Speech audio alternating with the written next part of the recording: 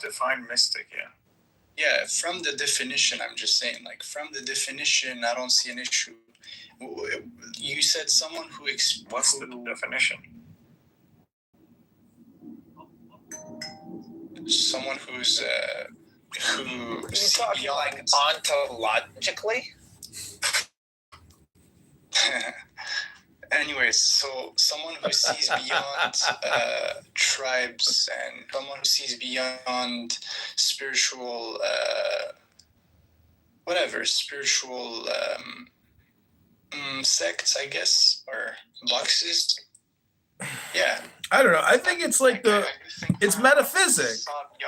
It's mystical metaphysics, meaning that you see beyond the persona, the character, the non-playable character. You see the divine essence, meaning that God is so infinite, that that God's representation is so diverse and infinite that you see that in everybody, even if you disagree with them. And so that's how essentially you can cause less friction in your life. Because, for example, my father was a cop. And somebody from Africa on the street decided to take their $20 worth of McDonald's food and throw it on the street. And so my father came up to the car and said, "Excuse me, sir, but I believe you took your garbage and threw it on the street here, and I'd like to give you a chance to pick it up and put it in the garbage bin over there." And the guy from Africa said, "Fuck you, N-word. You're only harassing me because I'm an N-word." I know. Oh my God. And my dad said, "I'm not harassing you because you're an N-word. I'm harassing you because you are an N-word." Hello? Exactly. It's not because you're an N-word. It's because you're a fucking N-word.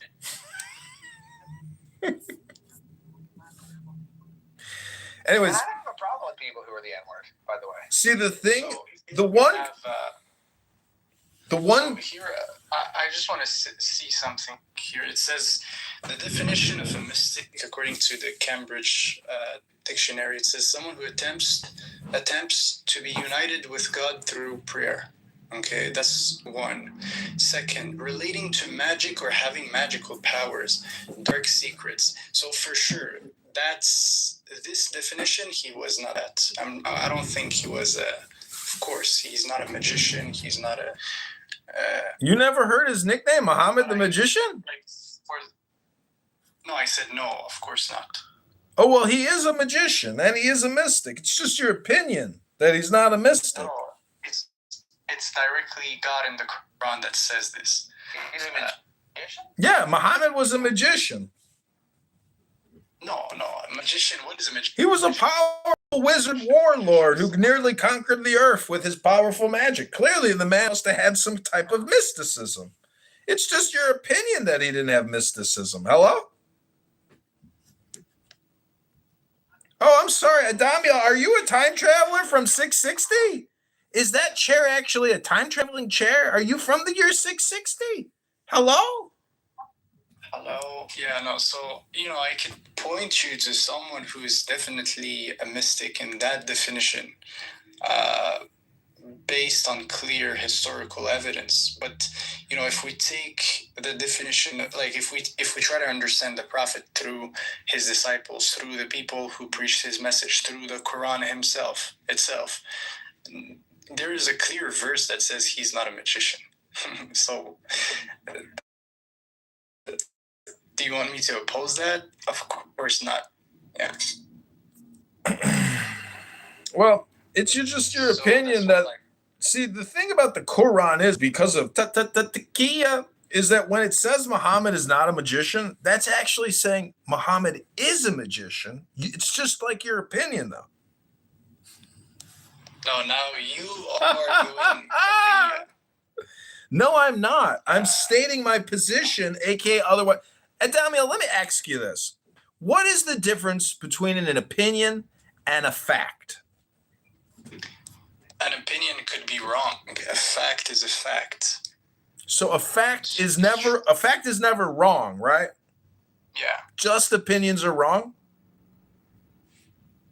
Well, yeah, opinions could be wrong. Could be wrong. Okay, so tell me a fact. About what? About anything. I want to hear one fact. You obviously everybody has facts. What tell me one of your facts? Yeah. There must be a necessary existence. There must be a necessary existence. Well, that doesn't really sound like a fact to me. There must be a necessary existence. There is a fact. There is a necessary. There is a necessary existence. That's a fact if I've ever heard one. You know what's so amazing about facts, my friend, is that when you ask somebody to tell you a fact. Wait, but this isn't Hello? ESL language. This is. Oh, I forgot it, Damiel. English is not your first language. We have to give you some grace. Yo, but you understand what I'm saying, right? So Not at all. Yeah, sorry, Damiel. You're going to have to go with a more basic fact, like outside the road is pretty much flat. That would be like a fact. You could say that when a red light turns red, factually speaking, most people stop. When it's green, they go. Those would be considered social facts or conventions of society. I was just asking for like more dumbed down fact, not some kind of philosophical fact. No, it's not philosophical. It's actually, it's encompassing. Like what I said is like. It's encompassing? I disagree with what I said. You said encompassing? Encompassing. Oh, encompassing. Okay. Encompassing. Yeah, encompassing.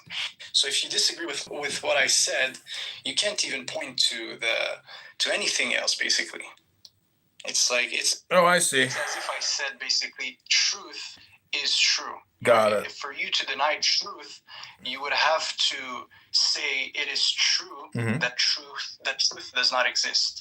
So. Have you heard of Ayn Rand, Damiel? Sorry, what? Have you heard of Ayn Rand, the famous publisher, philosopher, ethicist, the objectivist? Hello? No? No. Well, I don't think we can actually have a conversation about any of these things until you really read Ayn Rand's Virtue of Selfishness, and it's about ethics. For example, do you think that do you believe that there's currently an Islamic State on the planet? Yeah, of course. Of course. That's a fact, not an opinion, correct? Mm-hmm. So tell me, what makes an Islamic State an Islamic State? As long as they have the Sharia or a form of the Sharia in the Constitution. So if a society has a form of Sharia in their constitution, they are considered an Islamic State. And where does the charter for an Islamic State come from?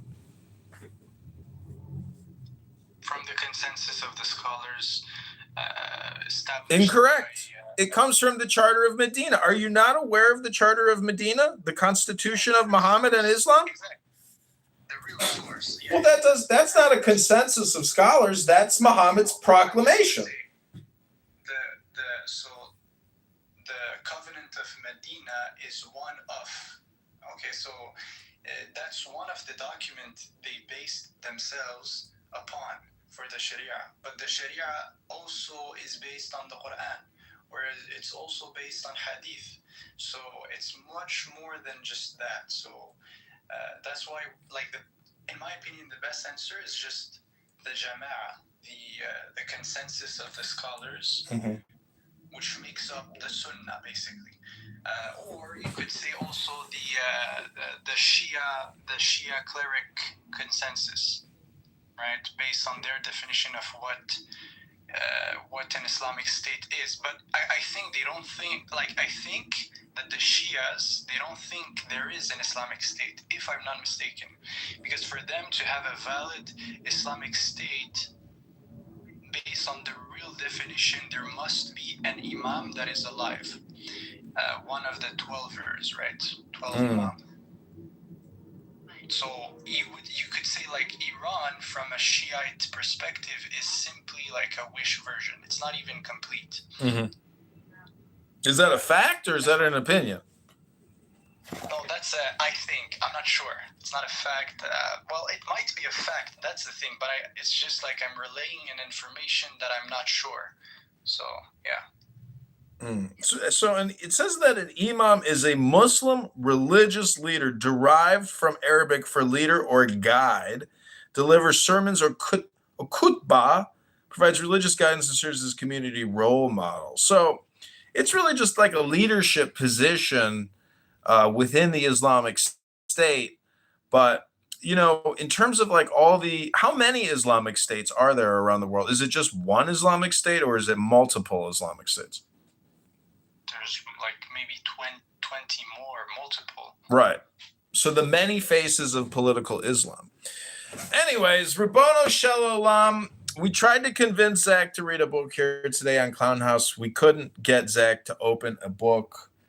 Are you willing to read in a book, Adamiel? Let me update the title to Can We Convince Adamiel to Read a Book? Of course. I read a book, but you asked me the question the other day concerning if I wanted to read a book of magic or whatever. I said no. That's just not it's not my vibe, Well, the Quran is actually a magic book. Oh, come on. Really? Well, it's from the medieval times. It's from medieval times, and actually Islam is all based around paganism. So you mean to tell me that the Quran has no magic in the Quran at all? Of course, there's no magic in the Quran. It's all from the divine. It's a magicless book. It's got no magic. Again, so in English you have this. So that's the danger, I guess. In English you have two aspects when you say magic. Something is magical. You could say it in the sense that it's fantastic, right? But in Arabic, there is just one word, and you cannot mess up with this word. It just means deception. It's bad. So, yeah, you cannot say the Quran is magical from an Arabic perspective in any way, shape, or form. You would have to use other words.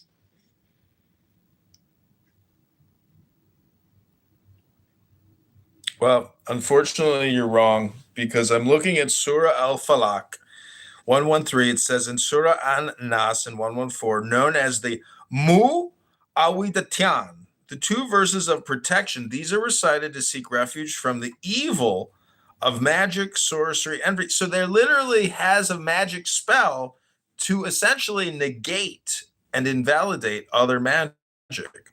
Isn't that magic to fight against magic? Hello?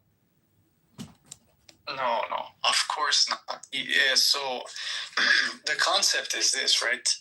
The last 3 chapters were revealed in a time where the pagan Arabs were practicing sorcery and magic upon the believers, right? And God basically sent those verses as a mean of protection.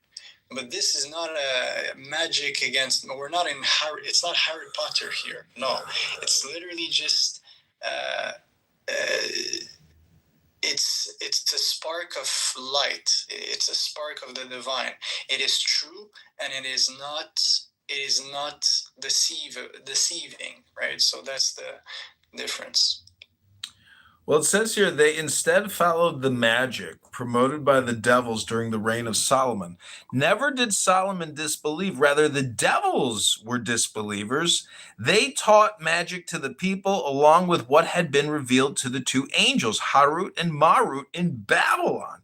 The 2 angels never taught anyone without saying, "We are only a test for you, so do not abandon your faith." Yet people learned magic that caused a rift even between husband and wife, although their magic could not harm anyone except unless Allah willed it.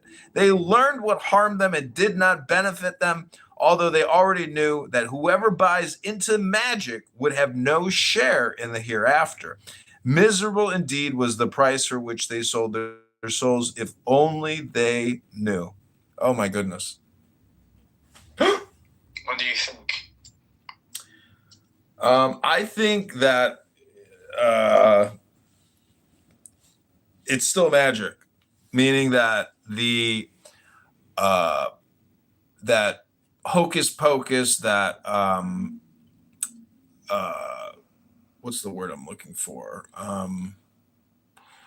Magic is like, to its core definition, is deception.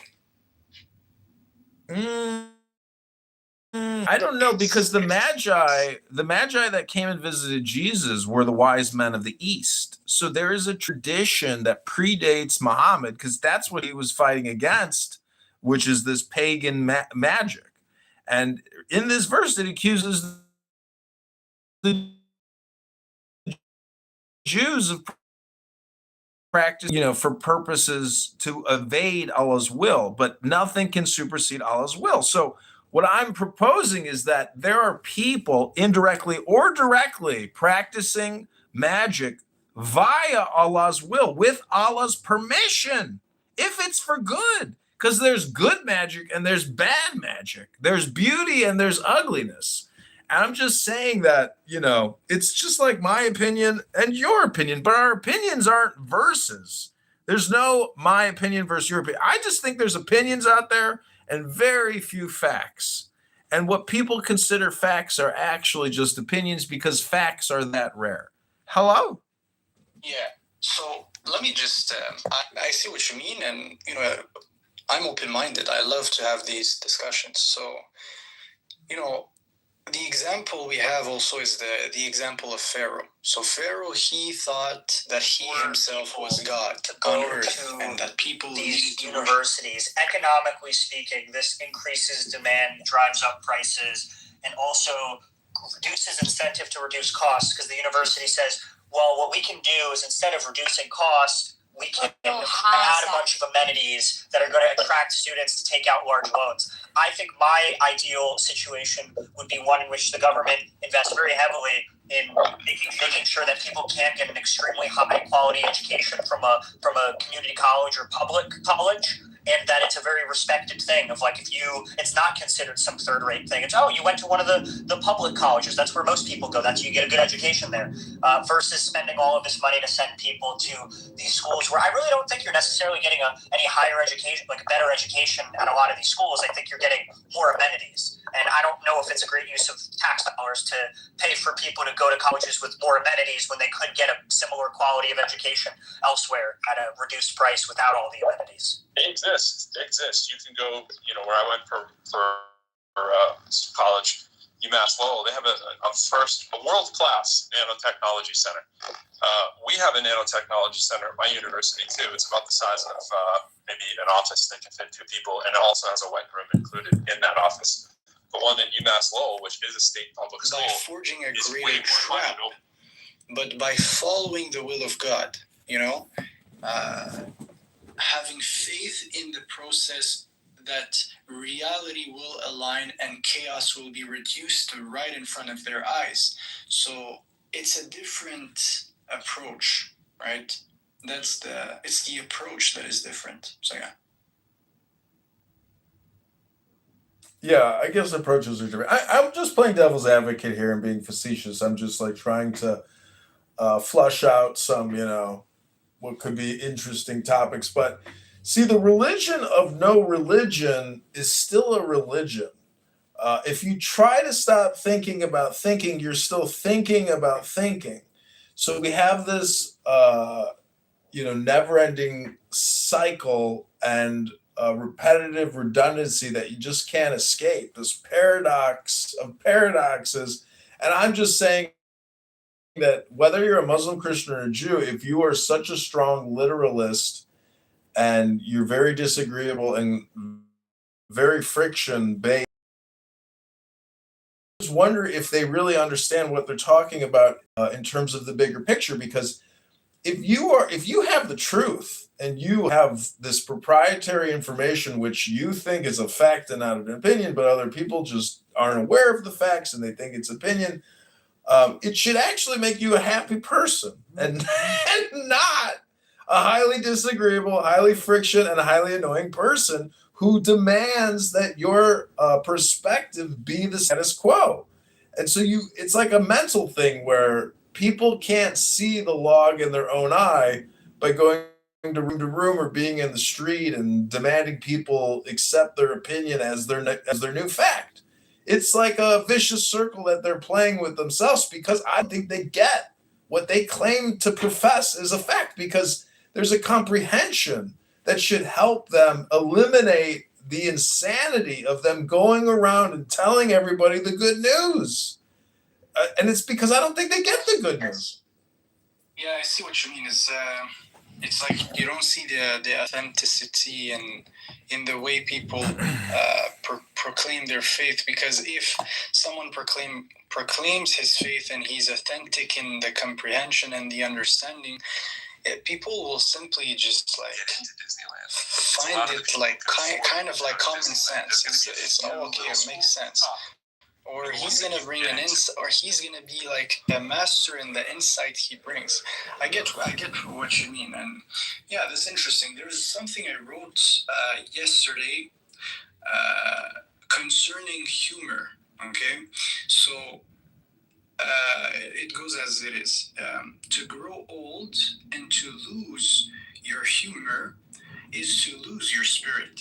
For the one who can no longer smile at truth has already begun to resist it. And the one who wears heaviness and holiness mistakes hardness for righteousness. Truly, when joy departs, discernment soon follow. For a spirit that cannot rejoice cannot recognize what is a lie. So be aware of the teacher who has lost his laughter, for he guards the form and forgets the life. I see that they were right And in to preserving point the out that if we law had a has standing lost army, spirituality, we the would living invariably truth. lose our liberties. So it goes along with what you So when you point out that there's less than 4% of the people in the United States of America are actual veterans, or depending on how or when you've measured it, actually, he's so disagreeable and he could just like break everybody else, and it doesn't work, man. Like, it's not how it is. You should never claim absolute knowing. Like, you know that this guy's gonna go to hell. You know you're saved. This is like so dangerous. So yeah, I would rather be careful with these type of people. So yeah. Yeah, I mean, it's basically all or nothing thinking. And the thing is, if you don't believe in a universal ethic, I don't, that's the metaphysic where it's like, okay, I still respect and appreciate your existence, but I don't agree with your law, opinion, or perspective.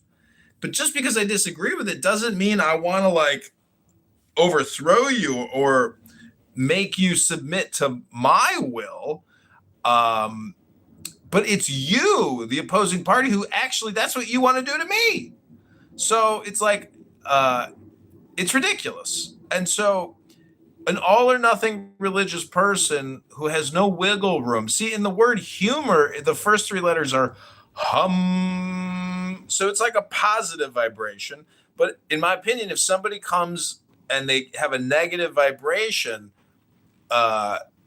it's really their lack of comprehension. And so they could refer and defer that to God's will. And then I would say, well, it's just your opinion that it's God's will. And it's my opinion that God's will is different. So it's like, it's a pointless, never-ending debate.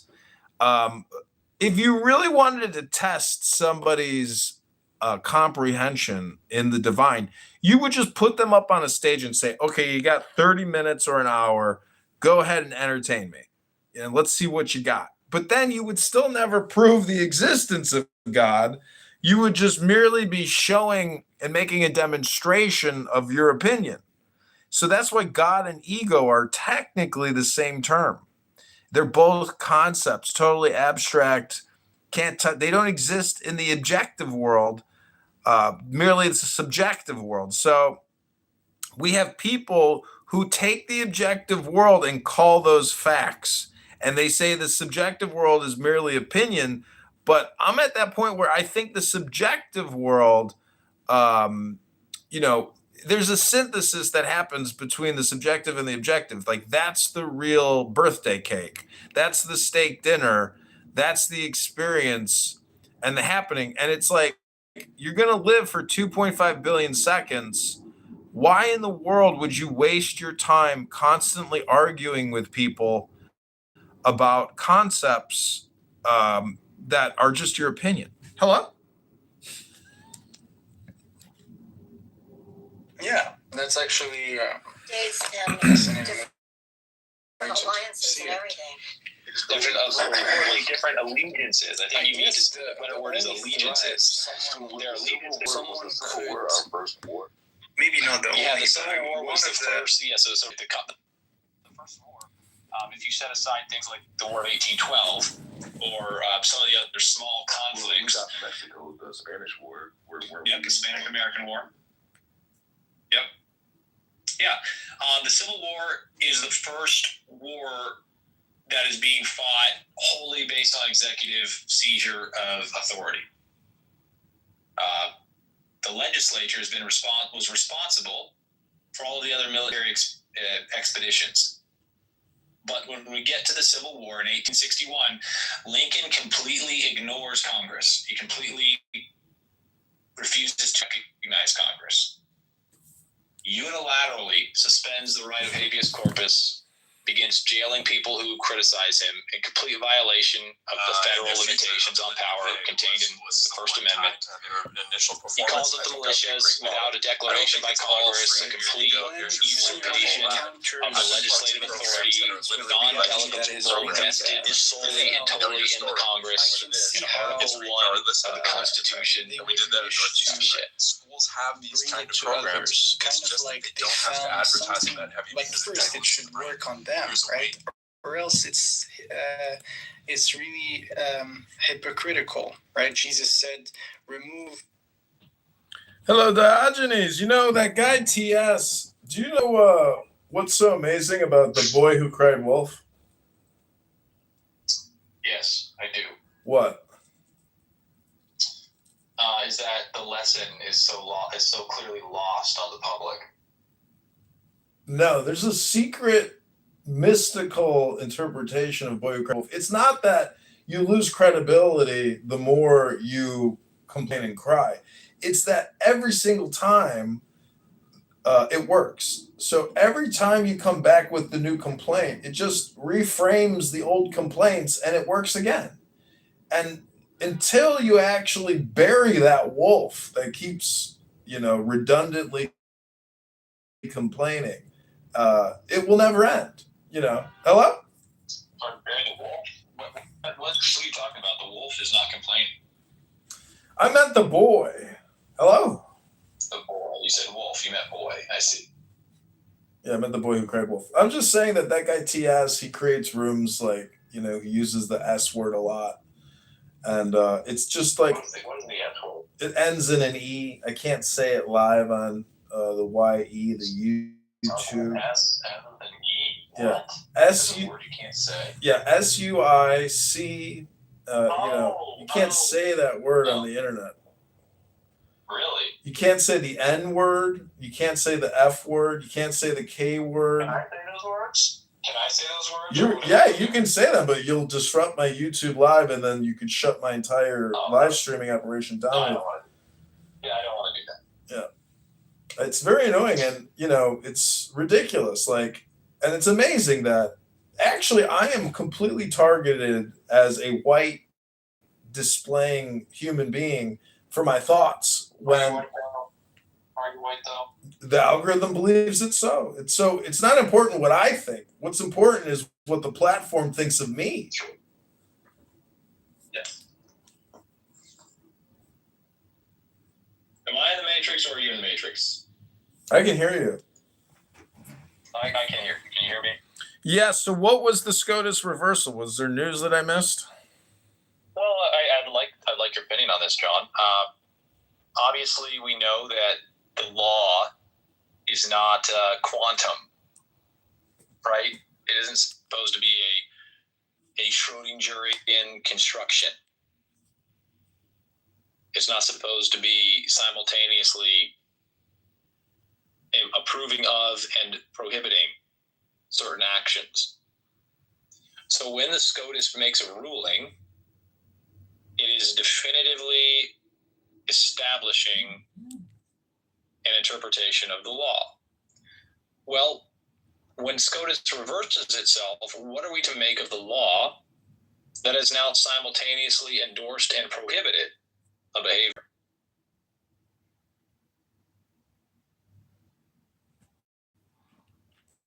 Wait, what? Can you ask the question one more time in one sentence? I would like to try. Here we go. The law, according to the Constitution, needs to be arbitrated by the Supreme Court of the United States.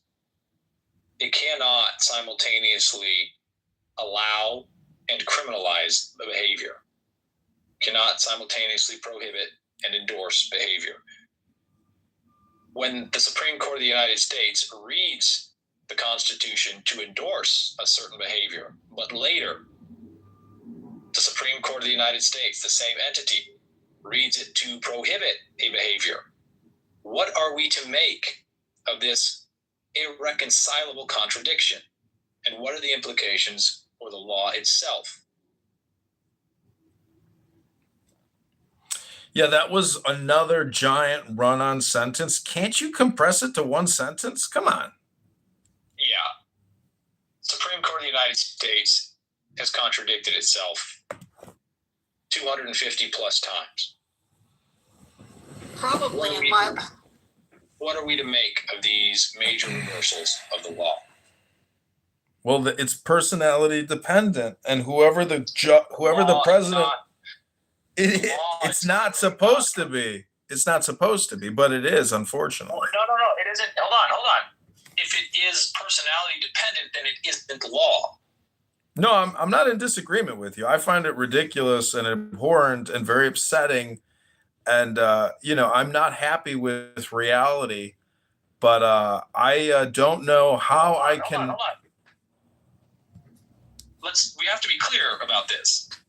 It's not the law if it's subject to personality, right? And so if we can agree there, we've taken the first and most important step to rectifying the situation. And we've recognized that it is not the law that is governing us. It is personality. The judiciary has been reduced to personality. Yeah, we have an attorney. We're not having the law. We have an attorney general. We have an attorney general in Chicago who let off serial murderers because her personality deemed that it would be socially equitable. And, to me, that's like, okay, well, I'm at that point where I think unless sheriffs are willing to sacrifice their careers to arrest criminal judges and other criminal attorney generals, because they have that legal power and the gun and the badge, we're in a lost society, which is rapidly unraveling because of personality and because there is no adherence to the law. Right. If the final authority on the law is unmistakably, logically based on personality and not on explicit textual law, then you are not governed by the law. If any difference in understanding of the law is adjudicated by personality, you are not governed by the law. And if we are not governed by the law, then this entire system is illegitimate. Now, asking a sheriff to arrest a criminal judge is an interesting conundrum, because you're asking an illegitimate authority to arrest another illegitimate authority. For where is the sheriff's power drawn? Do you have sheriffs who are governing legitimately? Well, it's possible because they are elected. And so, but also their authority does come from like state legislature and laws. This is why I think philosophy is so important, because it plays a contrarian role to a lot of bad opinions, which are anti-law and are really just based on, these feelings of injustice. And what they're really trying to do is bring more injustice into the world. people say that the country's going to go fascist, but they're going to be liberal fascists, not conservative fascists. And I think we're already living in a liberal fascist society based on the fact that we kill two to 3,000 babies a day. We have rampant deficit spending. The country is basically, we have enslaved our population to service debt. And I asked Grok yesterday, what are the top 10 industries? That was interesting because it turns out that life insurance, health insurance is the biggest industry on the planet. Yeah, it's called Alistair. The biggest industries are finance, insurance, and real estate, which is a complete of what is natural. The biggest and most important thing in everyone's life is the ability to have the 4 F's: food, sustenance, shelter. These are the industries that should always be the most valuable, the most important. And when you live in a society, a civilization that has elevated insurance, real estate, and finance to the most prestigious position, you're clearly in absolute defiance of nature. And this state of affairs cannot continue. Like, have you ever read Caesar's War Chronicles? His war commentary? No, so Caesar wrote down everything he did. Every battle, every little problem. He sat there and kept a daily journal, and you can read it. It's remarkable. But what's amazing is they were interested in military technology and military organizing and social security in a way, but they didn't have this third branch of the government known as Medicare, Medicaid, or the medical industrial complex. In my opinion, if we want to save America, there's only one thing we really need to do, which is to end government medicine completely and make it into an actual productive and efficient business. Okay, but listen. You are asking the illegitimate entity to punish a different part of the illegitimate entity. It is not going to work. You are not going, and this is, look, the Make America Healthy Again, the approbation and confidence with which public support for Robert F. Kennedy materializes is despicable and indicates a serious flaw in the reasoning capability of the public. And look at how pathetic this Make America Healthy Again effort has been. It's not real. You're not going to get the corrupt, tyrannical, oligarchical, exploitative system to punish itself. Yeah, 100%. It will tell you. It will absolutely be happy to tell you that it will do it. In the same way that I tell it. The disappointment on Kennedy's face is real. I mean, he knows that he can't stop. No, it's not. Oh, you think Kennedy just posted on Twitter a day or two ago a picture of him with a cigarette in his mouth, jumping on the back of a rhinoceros. He does not take life seriously. He does not take governance seriously. He does not take his responsibilities as a husband and a father and as a citizen seriously. Mm. He was born on third base with a silver spoon in his fucking mouth. And to think anything else about Robert F. Kennedy Jr. is to be so deeply deluded that you should not have the right to exercise political power. No, I agree. I think he's got evil. I think everyone has evil inclinations to a certain extent. I'm sorry? I'm in agreement with you. So what would your solution be? Because, I don't want to say anything radical, meaning like I would never actually verbally say publicly anything which could be deemed, as being homicidal.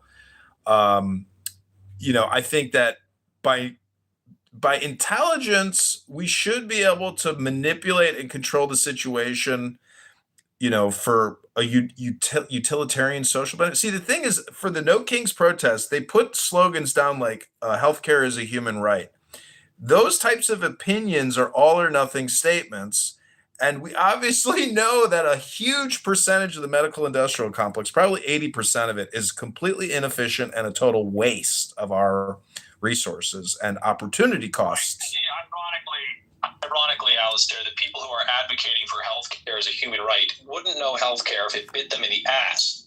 And they construe the complex dependence on pharmaceutical products to be healthcare. If you were to tell these people, and I have, healthcare is free. Stop putting little Debbie cakes in your fat fucking maw.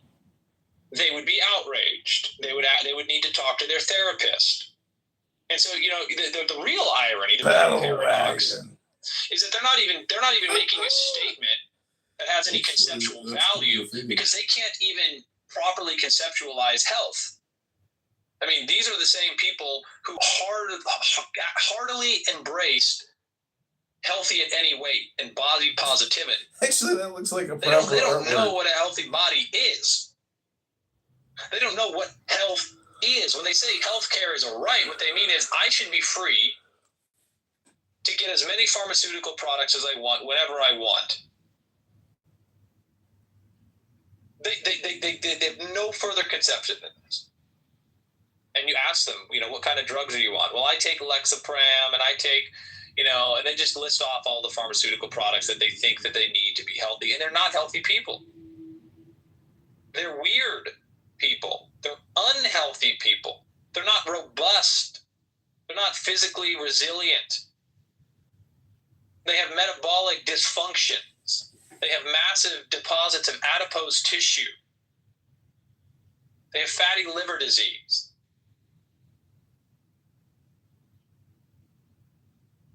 If we really wanted to examine healthcare as a human right, what we'd really say is that the most important thing in our society is having access to the 4 F's.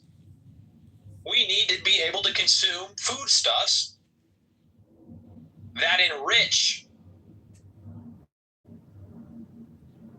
that develop. We need fat and protein and healthy sources of it. We don't need to be importing Argentinian beef that China rejected because it has plastics in it. That is beef. Hundreds of tons of beef being imported from Argentina that has been injected with plastics that cause aplastic anemia, chemicals that cause aplastic anemia, that China wouldn't even take. But is the Make America Healthy movement addressing this? Are the people holding signs on the street saying healthcare is a human right addressing this? No, they're not addressing this. They're not even aware of it. And so those people should be stripped of their political seat. Well, the one thing... Isn't our government causing our own beef farmers to go bankrupt? Yes. Our government is bankrupting all sources of strength, all sources of constitution, and all in the service of finance, insurance, and real estate. And when Alistair says, that we have this third branch of government, which he calls, maybe call it the fourth branch of government, the medical industrial complex, it really is an extension of insurance. It's not something that you need to add to the list of finance, insurance, and real estate. It is in addition to. It is a subcomponent of insurance. The one thing I like about that Caesar's War Commentaries is he's complaining that the Senate isn't doing their job, and therefore he himself will personally pick up the reins of governance and govern regardless of mandate or election. That's a little bit how I view my life, now, meaning I don't think that I can actually change anything other than my own personal behavior. And I don't think I have any chance of success. But regardless, it's the only logical thing to do, which is, to just try to be a leader in the face of essentially scam artists and fraudsters who have no ethics and they cannot tell the truth because they are so highly programmed and full of their own displeasure or anger or hate or their own malevolence and trickery.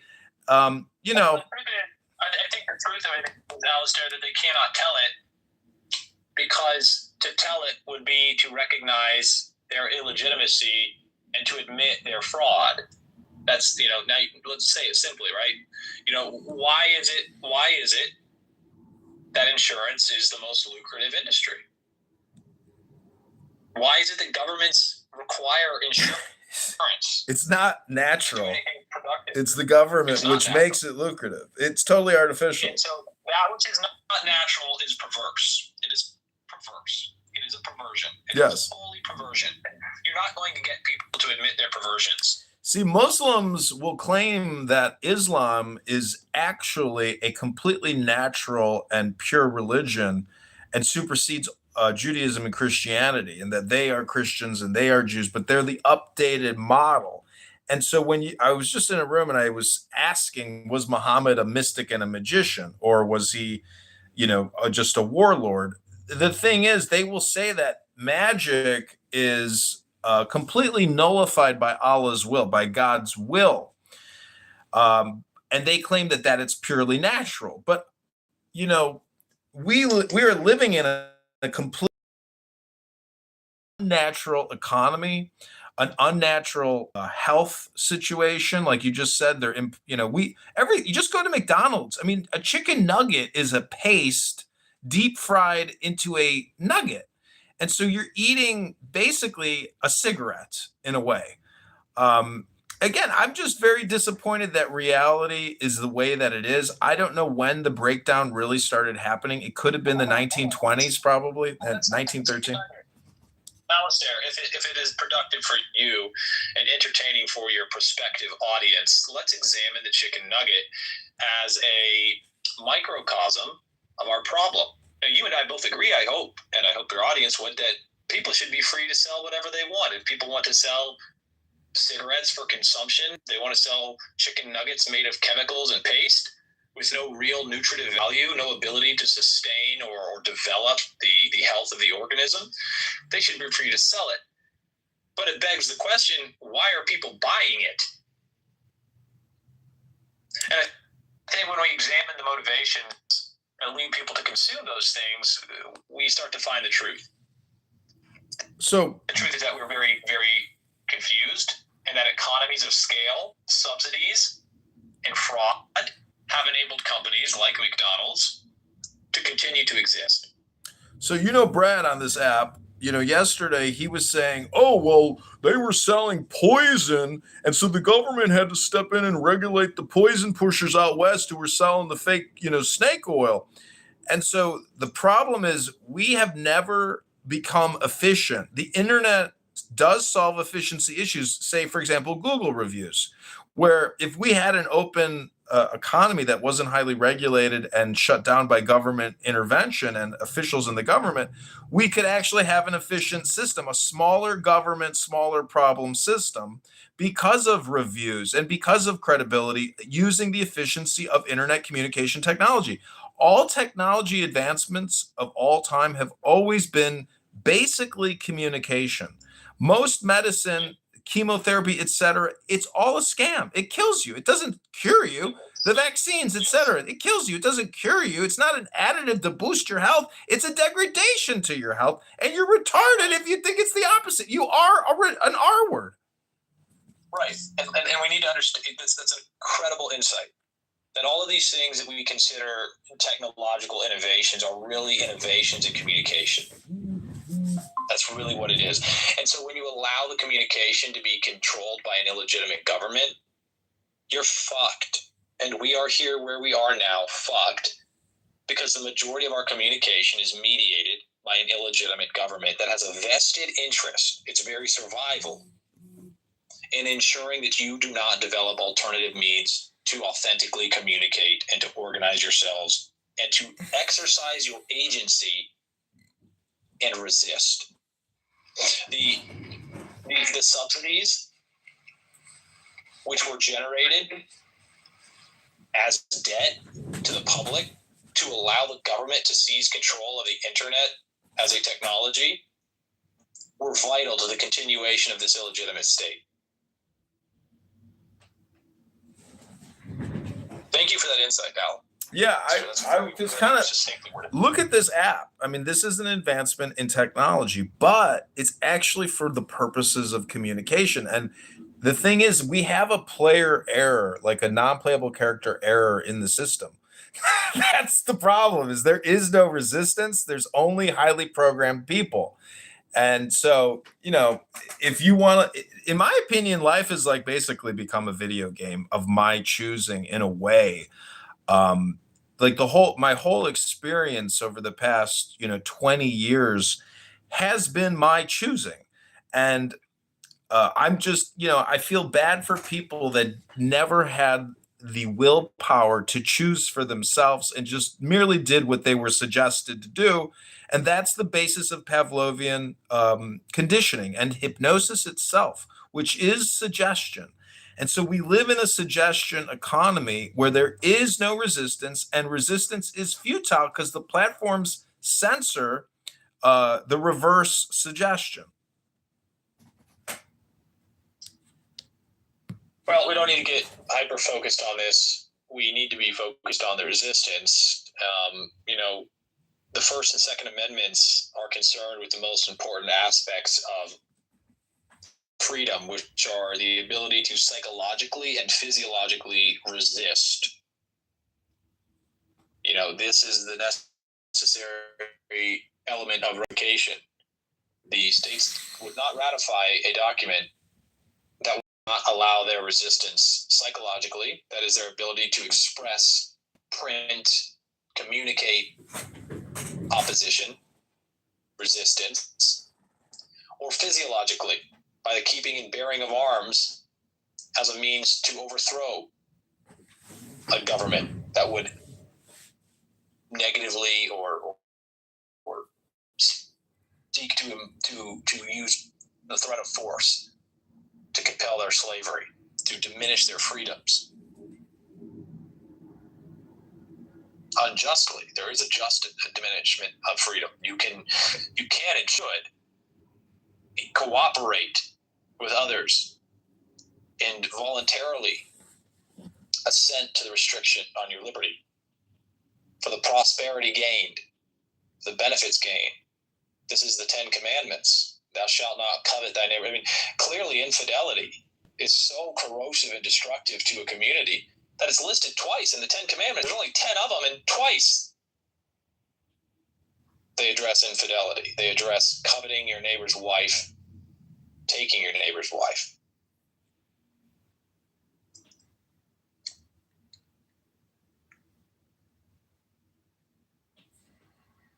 Well, life is very short.